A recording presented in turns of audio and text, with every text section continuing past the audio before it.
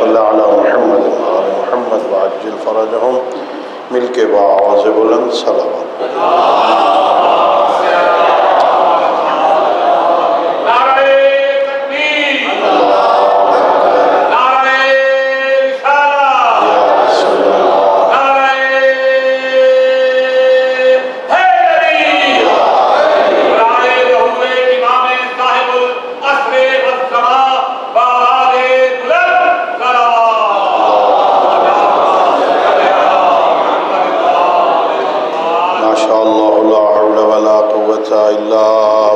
العلی العظیم اعوذ باللہ من الشیطان الرجیم بسم اللہ الرحمن الرحیم الحمد للہ رب العالمین بارئ الخلائق اجمعین والصلاة والسلام والتحیة والاکرام علی النبی المؤید والرسول المسدد المصطفى الأمجد المحمود الأحمد حبیب الہ العالمین ابی القاسم محمد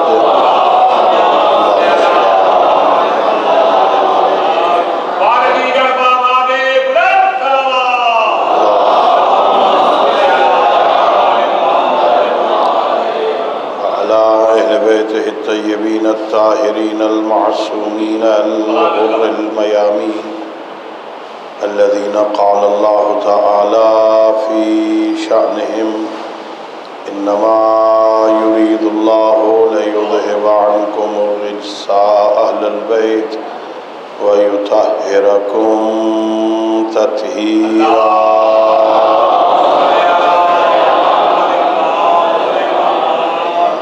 ورحمة الله على أحبابهم وأصحابهم وشيعتهم ومواليهم ولعنة الدائمة الأبدية على أعدائهم أجمعين أما بعد فقد قال الله تبارك وتعالى في كتابه المجيد وفرقانه الحميد وهو أصدق الصادقين وقوله الحق بسم الله الرحمن الرحيم وإذ ابتلى إبراهيم ربه بكلمات فأتمهن قال إني جاعلك للناس إماما قال ومن ذريتي قال لا ينال عهد الظالمين صلوات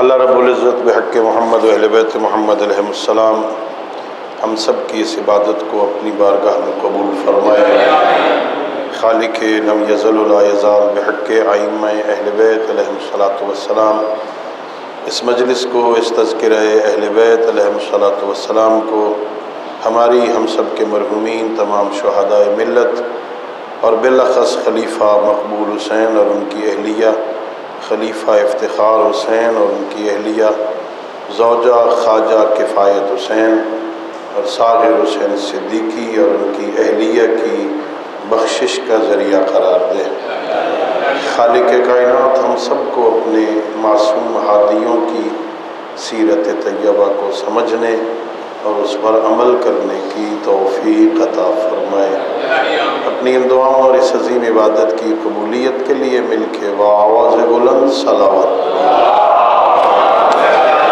اللہم صلی علی محمد وعلی محمد میرے محترم معزز اور مکرم سامعین اللہ رب العزت کا لاکھ لاکھ شکر ہے کہ اس ذات ہدیت نے اس کریم اللہ نے مہربان خالق نے رحمان الرحیم پروردگار نے اس جہان فانی میں ہمیں جب خلق کرنے کا ارادہ فرمایا تو ہمیں شرف انسانیت سے نوازا اللہ نے ہمیں انسان بنا کے خلق فرمایا زندگی بسر کرنے کے لیے اللہ نے ایک نظام زندگی عطا فرمایا اور اس نظام زندگی کو ہم تک پہنچانے کے لیے اللہ نے معصوم ہادیوں کا انتخاب فرمایا اللہ نے 1,24,000 نبی بنائے، ان میں 313 رسول بنائے، ان میں 5 اولی العزم بنائے۔ اللہ نے اپنا کوئی منصب کسی غیر معصوم کو عطا نہیں فرمایا۔ اللہ نے نبی بنائے تو معصوم، ان میں سے رسول بنائے تو معصوم، رسولوں میں اولی العزم بنائے تو معصوم۔ اور مکتب اہل بیت کا عقیدہ یہ ہے کہ اللہ نے باب نبوت کے بند ہو جانے کے بعد، خاتم الانبیاء کے بعد، خاتم المرسلین کے بعد اللہ نے امام بنائے تو وہ بھی معصوم بنائے۔ اللہ رب العزت نے جو ہم پر احسان کیا عزیزو، یہ بہت بڑا احسان ہے خالق کا۔ اگر ہم اس ایک نعمت کا شکر ادا کرنا چاہیں تو حق شکر ادا نہیں ہو سکتا کہ اللہ نے سید الانبیاء کی رحلت کے بعد ہمیں آوارہ نہیں چھوڑا، ہمیں بے آسرا نہیں چھوڑا۔ اللہ نے ہمیں نبی کے بعد علی جیسا امام عطا فرمایا۔ یہ بہت بڑا احسان ہے خالق کا۔ اللہ رب العزت نے بے عیب امام عطا فرمائے۔ یہ آل محمد کے مکتب کا عقیدہ ہے، یہ عقیدہ مذہب آل محمد ہے کہ اللہ نے ائمہ کو بھی معصوم بنایا ہے۔ دوسرے مسالک کا یہ نظریہ نہیں ہے، ہم اپنے نظریے پر دلیل رکھتے ہیں۔ علماء کرام نے علم کلام کی کتابوں میں بہت ساری دلیلیں پیش کی ہیں، قرآن کی آیتوں کو پیش کیا، احادیث پیغمبر کو پیش کیا، ادلہ عقلیہ پیش کی اس بات پر کہ امام وہ ہونا چاہیے جو غلطیاں نہ کرتا ہو۔ اللہ رب العزت نے ہم پر احسان کیا ہے، اللہ نے معصوم بنائے ہیں، نبی امام بھی۔ عصمت ایک فرق ہے، ضروری ہے بات سمجھنے والی۔ ایک ہوتی ہے عصمت، ایک ہوتی ہے عدالت۔ عادل ہونا اور بات ہے، معصوم ہونا اور بات۔ عصمت لطف الہی ہے، اللہ جسے چاہے اسے معصوم بناتا ہے۔ اور عدالت لطف نہیں ہے، عدالت ملکہ ہے جو تجربے کے ساتھ، پریکٹس کے ساتھ، وقت گزرنے کے ساتھ بندے کو حاصل ہو جاتا ہے۔ دونوں میں فرق یہ ہے، بندہ محنت کر کے عادل بن سکتا ہے، کوشش کر کے معصوم نہیں بن سکتا۔ بہت اہم فرق ہے۔ بندہ کوشش کرے گناہ کبیرہ نہ کرے، گناہ صغیرہ پہ اصرار نہ کرے، بندہ عادل ہو جائے گا۔ عادل اسے کہتے ہیں جو گناہ کبیرہ نہ کرتا ہو، گناہ صغیرہ پہ اصرار نہ کرتا ہو، کوشش کرے، محنت کرے، وقت گزرنے کے ساتھ ساتھ اس میں ملکہ پیدا ہو جائے گا، وہ گناہ کبیرہ نہیں کرے گا، گناہ صغیرہ پہ اصرار نہیں کرے گا۔ بندہ محنت کر کے، کوشش کر کے عادل ہو سکتا ہے، کوئی بندہ محنت کر کے معصوم نہیں بن سکتا۔ فرق یہ ہے، ایک فرق یہ ہے، عادل کبھی عادل ہوتا ہے، کبھی گناہ کرتا ہے، عدالت ختم ہو جاتی۔ عادل تھا، گناہ کبیرہ کر لیا، فاسق ہو گیا، پھر توبہ کر لی، پھر عادل ہو گیا۔ عدالت کبھی آتی ہے، کبھی چلی جاتی ہے، کبھی عادل ہے، کبھی گناہگار ہے، کبھی عادل ہے، کبھی فاسق ہے۔ عصمت وہ عہدہ الہی ہے، اللہ جسے ایک دفعہ عصمت عطا کر دے پھر اس سے واپس نہیں لیتا ہے۔ اللہ رب العزت نے جو ہم پر احسان کیا ہے، اللہ نے ہم پہ کرم کیا، وہ یہ ہے کہ اللہ نے ہمیں صرف عادل امام عطا نہیں فرمائے، اللہ نے ہمیں معصوم امام عطا فرمائے۔ بہت ساری دلیلیں معصوم ہونا کیوں ضروری ہے، بھئی ہے، دوسرے بھی مکاتب ہیں اور بھی مسالک ہیں، ان میں امام کے لیے معصوم ہونا شرط نہیں ہے۔ آپ کے ہاں معصوم ہونا شرط کیوں ہے؟ علماء نے لکھا اس کی وجہ یہ ہے، اس کی وجہ یہ ہے، اگر ایک غلطی ثابت ہو گئی، ایک گناہ ثابت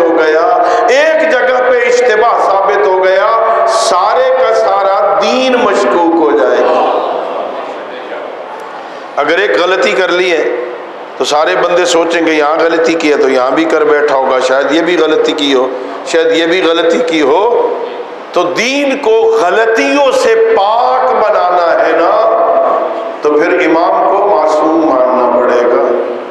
ہاں معصوم اس لیے ماننا ضروری ہے کہ اگر وہ خود غلطی کرتا ہے تو اس کا معنی یہ ہوگا، ہو سکتا ہے جب غلطی ہو سکتی ہے تو حلال کو حرام کر دے،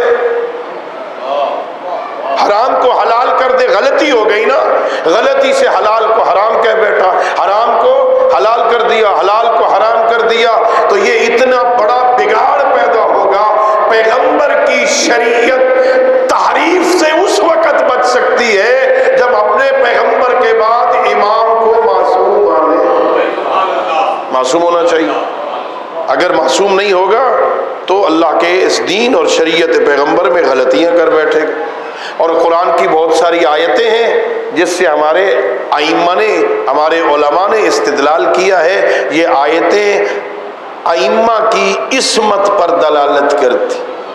پہلی آیت اللہ نے کہا وَأَطِیعُوا اللَّهَ وَأَطِیعُوا الرَّسُولَ وَأُولِي الْأَمْرِ مِنْکُمْ، اللہ کی اطاعت کرو، اللہ کے رسول کی اطاعت کرو اور اولی الامر کی اطاعت کرو۔ کوئی شرط نہیں لگائی اللہ نے، بچپن میں اطاعت کرو، جوانی میں اطاعت کرو، بڑھاپے میں اطاعت کرو، دن میں اطاعت کرو، رات میں اطاعت کرو، دین کی بات کرے تو اطاعت کرو، دنیا کی بات کرے تو اطاعت کرو، فلاں شرط ہے، فلاں وقت اطاعت کرو، فلاں وقت اطاعت نہ کرو۔ اولی الامر کی اطاعت جب مطلق اللہ نے واجب قرار دی، ہر صورت میں اولی الامر کی اطاعت کرو، اس کا مطلب ہے اولی الامر اسی طرح معصوم ہے جس طرح محمد معصوم ہے، معصوم ہے۔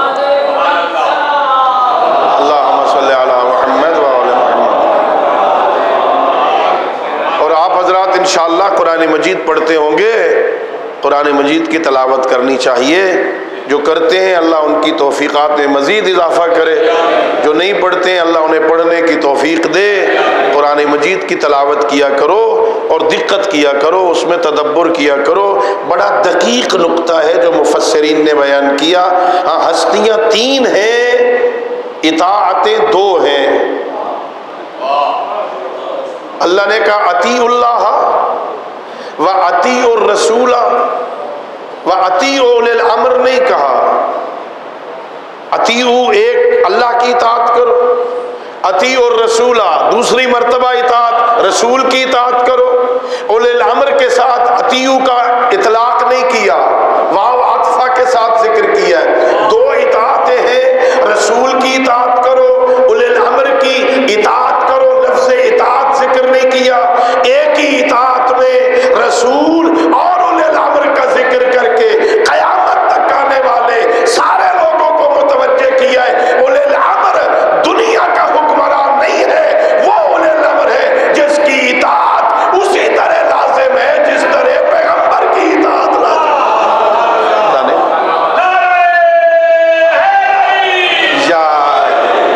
تو پیغمبر کی اطاعت واجب ہے، مطلق ہے، پیغمبر معصوم ہے، اولی الامر بھی معصوم ہوگا۔ اس سے استدلال کیا علماء نے کہ امام کے لیے معصوم ہونا ضروری ہے، چونکہ اولی الامر سے مراد صاحبان اقتدار، ہر قسم کا صاحب اقتدار اولی الامر نہیں ہوتا کہ ہمارے لیے جو بھی حکومت میں آ جائے وہ اولی الامر ہے اور اس کی اطاعت کرنا واجب ہو، تو پھر ظاہر ہے جیالے ہوں گے تو اطاعت اور ہوگی، متوالے ہوں گے تو اطاعت اور ہوگی، کھلاڑی ہوں گے تو اطاعت اور ہوگی۔ ہاں اطاعتوں میں فرق ہوتا جائے گا، کبھی کچھ ہو جائے گا، کبھی کچھ ہو جائے گا۔ ایسوں کی اطاعت کرو جس میں اولنا محمد، آخرنا محمد، اوسطنا محمد، بل کلنا محمد۔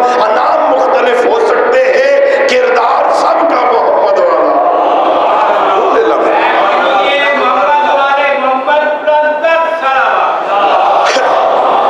اللہم صلی علی محمد وعلی محمد۔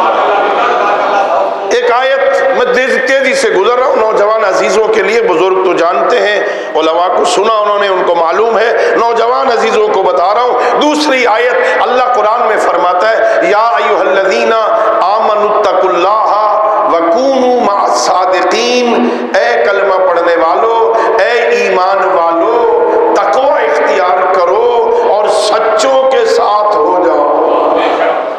کوئی شرط نہیں ہے کب سچوں کے ساتھ ہونا ہے، مطلق ہے، جن کے ساتھ ہونا ہے وہ سچے ہیں۔ اب ظاہر ہے یہ بھی ڈھونڈنے کی ضرورت ہے وہ سچے ہیں کون، جن کے ساتھ ہونے کا حکم ہے۔ میں کسی کو سچا سمجھوں یہ اور بات ہے، ہم اپنے طور پر سچا کسی کو منتخب نہ کریں۔ کون سچا ہے کون سچی ہے مجھے اس سے کوئی غرض نہیں۔ آئیے قرآن سے پوچھتے ہیں، قرآن تو بتا تیری نظر میں سچا کون ہے؟ تو یہ تو نہیں، قرآن کوئی کہانیوں کی کتاب تو ہے نہیں، قرآن کوئی قصوں کی کتاب تو ہے نہیں، قرآن صرف فرض کی بنیاد پہ تو بات نہیں کرتا، قرآن تو حقائق بیان کرتا ہے، قرآن تو حقیقت کی طرف متوجہ کرتا ہے۔ یہ کہتا ہے سچوں کے ساتھ ہو جاؤ تو یہ بتانا بھی پڑے گا نا سچے ہیں کون، وہ کون ہے سچے؟ کہا قرآن میں دیکھتے ہیں ایک موقع ایسا آیا کہ اللہ کا نبی جنگوں سے فارغ ہو گئے، جنگیں ختم ہو گئی، جو جنگوں والے تھے وہ ہار گئے، ہار کے مسلمان ہو گئے، فتح مکہ ہو گئی، دائرہ اسلام میں داخل ہو گئے۔ اب ظاہر ہے میں تو نام بھی نہیں لے سکتا، بڑی مشکل ہے آج کل، یہ تو لوگوں کو تاریخ سے پوچھنا چاہیے کون کب مسلمان ہوا، کون کب مسلمان ہوا۔ جب جنگیں ختم ہو گئی، فتح مکہ ہو گئی، ہر طرف اسلام کا چرچا ہو گیا، تو پیغمبر نے خط لکھنے شروع کی اطراف کی بستیوں کو، علاقے میں پیغمبر نے خط لکھنے شروع کی۔ ایک خط نصارہ نجران کو بھی لکھا، پیغمبر نے خط لکھا، 70 چھوٹی بڑی بستیاں تھیں صنعاء سے یمن میں کچھ فاصلے پر، چھوٹی بڑی 70 بستیاں تھے سارے عرب بتوں کی پوجا کرتے تھے۔ روم سے ایک عیسائی آیا، اس نے تبلیغ کی، ان سارے بت پرستوں کو عیسائی بنا دیا، بہت بڑی بستی، اپنا بہت بڑا معبد بنایا، عبادت خانہ بنایا، کعبہ کے مقابل میں بنایا۔ پیغمبر گرامی اسلام نے انہیں خط لکھا، پہلی شرط لکھی مسلمان ہو جاؤ، مسلمان نہیں ہوتے جنگ کرنے کے لیے تیار ہو جاؤ، جنگ نہیں کرتے تو جزیہ دو۔ خط وہاں پہنچا، جو ان کا بڑا تھا نا اس نے خط پڑھا، خط پڑھ کے کچھ سمجھدار سیانے لوگوں نے اکٹھا کی، ذرا بیٹھو یہ خط آیا ہے، ذرا مشورہ کرو کیا پروگرام۔ ہر قوم میں کچھ جذباتی ہوتے ہیں، کچھ ہوتے تھے جذباتی نا، ہاں تاریخ اسلام میں بھی تھے کچھ جذباتی، ان کو عورتوں پہ بڑا جوش آتا تھا، تلوار اٹھا کے عورتوں پہ بڑا غصہ نکالتے تھے، وہاں بھی کچھ جذباتی تھے۔ کہنے لگے کوئی ضرورت نہیں ماننے کی، ہم جنگ کریں گے، ہم لڑیں گے ان کے ساتھ، کون ہے ہمیں دھمکی دینے والے، ہم دیکھیں گے، ہم لڑیں گے۔ ان کے وڈیرے نے سمجھایا عقل کرو، لڑنے سے پہلے مکہ والوں کا حشر دیکھ لو۔ ان کے ساتھ کیا ہوا، مشورہ کرتے، 12 بندے منتخب ہو گئے، تم جاؤ مکہ کا مدینے جاؤ، ان سے ملاقات کرو، شاید ملاقات میں کوئی معاملات طے ہو جائیں، جنگ کی نوبت نہ آئے۔ بڑا ٹھاٹھ باٹ، سبحان اللہ، بہترین حریر ریشم کا لباس پہنا، سونے کے لاکٹ پہنے، سونے کی انگوٹھیاں پہنی، بڑا زرق و برق لباس پہنے، بڑے تمتراک کے ساتھ مسجد نبوی میں آگئے۔ پیغمبر تشریف فرما تھے، رحمت للعالمین نے، خلق عظیم کے مالک نے اس حالت میں دیکھا، اپنا رخ موڑ لیا، بڑے پریشان ہوئے، بڑا سنتے تھے اخلاق کے مالک ہیں، خود بلایا ہے، خود خط لکھا ہے، ہم آئے ہیں، کمال ہے، بات بات ہی نہیں کی. باہر نکلے, دروازے پر حضرت عثمان, حضرت عبد الرحمن ابن عوف دونوں کھڑے ہوئے تھے. ان سے پوچھتے آپ کے نبی نے بلایا, بڑا خلق عظیم کا مالک ہے, بات ہی نہیں کی, رخ ہی موڑ لیا. علامہ مفتی جعفر حسین رحمت اللہ علیہ نے سیرت امیر المومنین میں لکھا, دونوں نے مل کے کہا ہم نہیں جانتے علی مزاج شناس رسالت ہے. علی کے پاس جاؤ, وہ بتائیں گے کہ ایسا کیوں ہوا. آئے دروازہ علی پر, مولا متقیان نے دیکھا, مسکرا کے فرمایا یہ ریشم اتارو, یہ سونے کے لاکٹ اتارو, یہ سونے کی انگوٹھیاں اتارو, سادہ لباس پہن کے جاؤ. رحمت للعالمین استقبال کریں گے. بھائی اس جھگ کے محلے میں مجھے یہ پیغام تو دینے دو نا, جو نبی عیسائیوں کے گلے میں سونے کے لاکٹ اور سونے کی انگوٹھیاں برداشت نہیں کرتا, وہ کلمہ پڑھنے والوں کے گلے میں کیسے برداشت کرے. اللہ نے مردوں پہ حرام قرار دیا, سونا پہننا مردوں پر حرام ہے نا. خریدنا چاہتا ہے, بڑا قیمتی ہے, آج کل تو لاکھ سے زیادہ تولے کی قیمت ہے نا حاجی صاحب, مہنگا ہے نا. خریدنا چاہتا ہے خرید, بیوی کو دے نا, بیٹی کو دے, بہو کو دے, انہیں دے جنہیں اللہ نے جن کے لیے حلال قرار دیا. تجھ پر حرام ہے. جو اللہ عیسائیوں کے گلے میں برداشت نہیں کرتا, وہ کلمہ پڑھنے والوں کے گلے میں کیسے برداشت کرے گا. انہوں نے لاکٹ اتارے, انگوٹھیاں اتاری, سادہ لباس پہنا, گئے. پیغمبر نے استقبال کیا, آؤ بیٹھو, بات شروع ہو گئی. پیغمبر نے پہلی بات کی مسلمان ہو جاؤ. آگے ہو نا, مسلمان ہو جاؤ. انہوں نے کہا ہم تو پہلے ہی مسلمان ہیں. پیغمبر نے فرمایا کیسے مسلمان ہو, کھاتے خنزیر ہو, کھاتے خنزیر ہو, عیسیٰ کو اللہ کا بیٹا کہتے ہو, مسلمان کیسے ہو. اچھا, پھر اس کھانے کی بات نہیں کی ہے, اسے چپ کر کے برداشت کر لیا.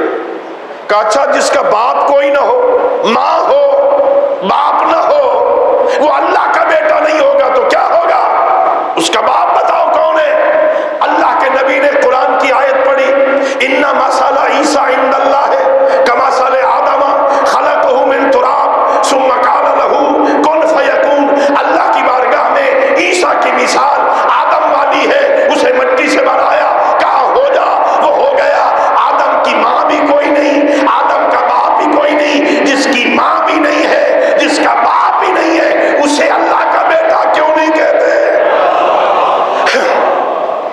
آدم کو تو نہیں کہتے اللہ کا بیٹا ہے, جس کی ماں ہے اسے کہتے ہو اللہ کا بیٹا ہے.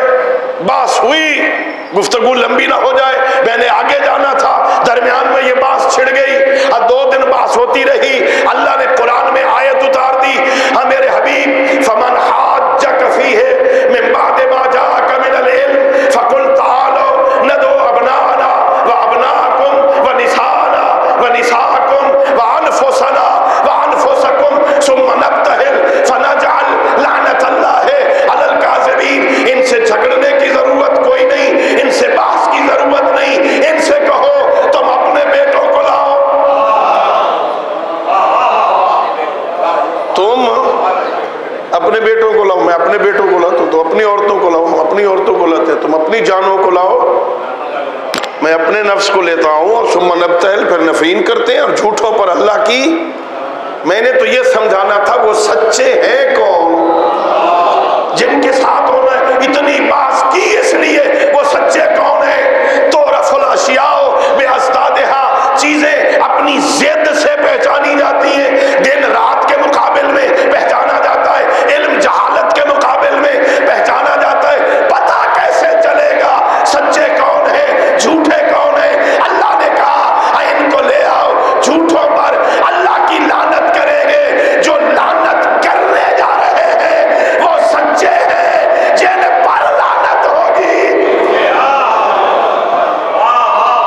بچے جو نکلیں گے پیغمبر کے ساتھ نا یہ سچے ہوں گے. پیغمبر اسے لے کے جائیں گے نا جو سچا ہوگا. اب پورا بھرا مدینہ ہے. پیغمبر مسجد سے اٹھے, اپنے گھر نہیں گئے, اپنے گھر نہیں گئے, سیدھے جناب سیدہ کے گھر. بعض مفسرین کے نزدیک اسی موقع پر آیت تطہیر کی کبھی نزول ہوا. چادر کے نیچے آ گئے, امام حسن آئے آ گئے, امام حسین آئے آ گئے, مولا متقیان آئے چادر کے نیچے, جناب سیدہ چادر کے نیچے. اور یہیں پیغمبر نے کہا اللہم ہؤلاء اہل بیتی و خاصتی و حامتی, یہی تو میرے ہیں, ہے نا. پھر پیغمبر کل ان کو لے کے چلے, ہو جاؤ سچوں کے ساتھ, ان کے ساتھ ہو جاؤ, سچوں کے ساتھ ہو جاؤ. سچے کون ہیں؟ جو قرآن, اسلام, نبوت, توحید, پورے دین کی صداقت کے گواہ بن کے جا رہے ہیں. اللہ اکبر. قرآن کی, اسلام کی, شریعت کی, نبوت کی صداقت کے گواہ بن کے جا رہے ہیں. اللہ اکبر. بھائی میں کیسے سمجھاؤں؟ عقیدہ ہے نا. نوجوانوں کو عرض کر رہا ہوں, یہ 24 ذی الحج کو واقعہ ہوا, 9 یا 10 ہجری میں. بعض علماء نے لکھا 9 ہجری ہے, بعض نے لکھا 10 ہجری. 24 ذی الحج 9 یا 10 ہجری. پیغمبر کی وفات ہوئی 11 ہجری میں. یہ 9 ہجری میں یا 10 ہجری میں پیغمبر کے ساتھ, جناب سیدہ کے ساتھ, جناب مولا متقیان کے ساتھ حسنین شریفین کیوں جا رہے تھے؟ اچھا یہ دونوں بچے خود سے جا رہے تھے, اپنی مرضی سے جا رہے تھے؟ فعل الحکیم لا یخلو عن الحکمت. حکیم اور دانا کا فعل حکمت سے خالی. جب مائیں نکلتی ہیں نا بچوں کے ساتھ, شوہر بھی ہوتا ہے, ماں بھی ہوتی ہے, بچے بھی ہوتے ہیں, تو بچے ماؤں کے پاس ہوتے ہیں. اس قافلے میں دونوں بچے جناب سیدہ کے ساتھ نہیں تھے, مولا متقیان کے ساتھ بھی نہیں تھے. پیغمبر نے ایک کو اٹھایا ہوا تھا, ایک کی انگلی پیغمبر نے پکڑی ہوئی تھی. اگر ماں نے اٹھایا ہوتا, قیامت تک آنے والا ملا بہانے والا تھا. ماں جا رہی تھی نا, 7 بچے بھی چلے گئے, پیغمبر اٹھا کے لے گئے تاکہ قیامت تک لکھوا جائے خود نہیں جا رہے, رسالت اٹھا کے لے جا رہی ہے. اللہ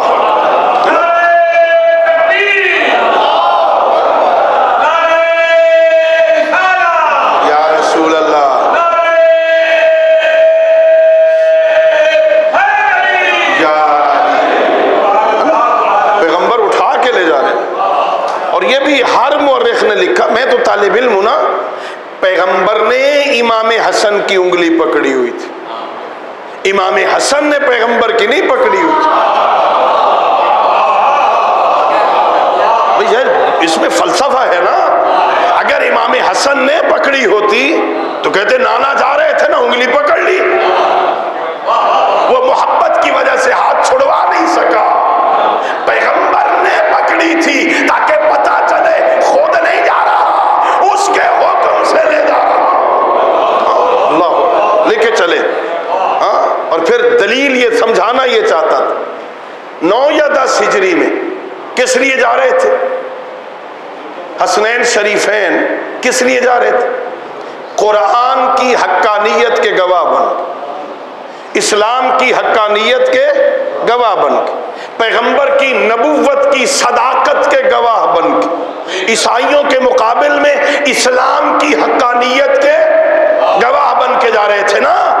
توجہ چاہوں گا دوستو عزیزو, جو 9 یا 10 ہجری میں قرآن, اسلام, شریعت, نبوت, اسلام کی حقانیت کے گواہ بن سکتے ہیں, وہ 11 ہجری میں صدق کے گواہ کیوں نہیں؟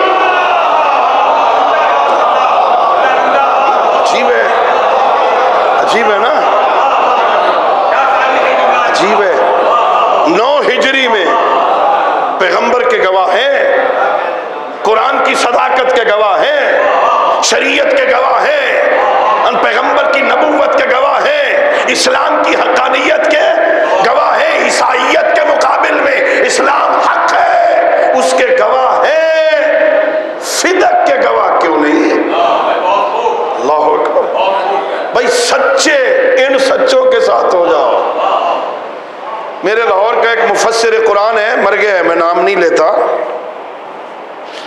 اس نے اس آیت کی تفسیر میں لکھ، پیغمبر نے کہا قل تعالوا ندعو ابناءنا وابناءکم، تم اپنے بیٹوں کو بلاؤ میں اپنے بیٹوں کو بلاؤں، تم اپنی عورتوں کو بلاؤ میں، تم اپنی جانوں کو بلاؤ میں اپنی جان علی کو لے کے آتا، ہے نا؟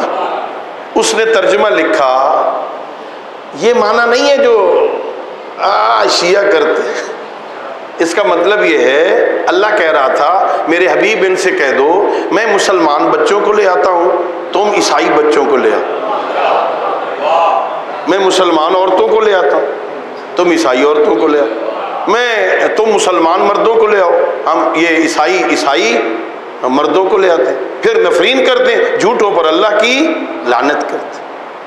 جب میں نے یہ پڑھا نا مجھے بڑا تعجب ہوا، جیسے آپ نے ابھی کیا لکھا اس نے، آپ کو بھی تعجب ہوا، مجھے بھی تعجب ہوا، بھئی اتنی واضح آیت اہل بیت کے فضائل کی ہے، اس پہ ڈاکہ ڈال رہا ہے، شرم نہیں آتی اس کو، ناسبیت پروان چڑھ رہی ہے، یہ کیا کر رہا ہے؟ لیکن تھوڑی دیر بعد، ابھی مطالعہ کر ہی رہا تھا، تھوڑی دیر بعد میں خوشی سے مچلنے لگا، میں خوشی سے مسکرانے لگا، اچانک میرے ذہن میں خیال آیا یہ تو چاہتا تھا نا آل محمد کے فضائل پہ پردہ دے دوں، وہ تو چاہتا تھا فضائل پہ پردہ دے دوں، لیکن اسی کا ترجمہ آل محمد کی فضیلت بن گیا کہ اس زمانے میں پیغمبر کو بھرے مدینے سے 4 مسلمان ملے بھی صحیح تو زہرا کے گھر سے ملے۔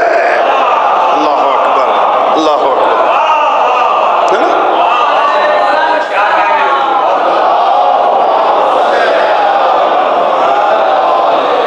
کونوا مع الصادقین، سچوں کے ساتھ ہو جاؤ، سچوں کے کون ہے سچے؟ وہ جو جھوٹوں پر اللہ کی لعنت کریں گے، لعنت آج وہ کرنے جائیں گے جنہوں نے کبھی جھوٹ نہ بولا ہو۔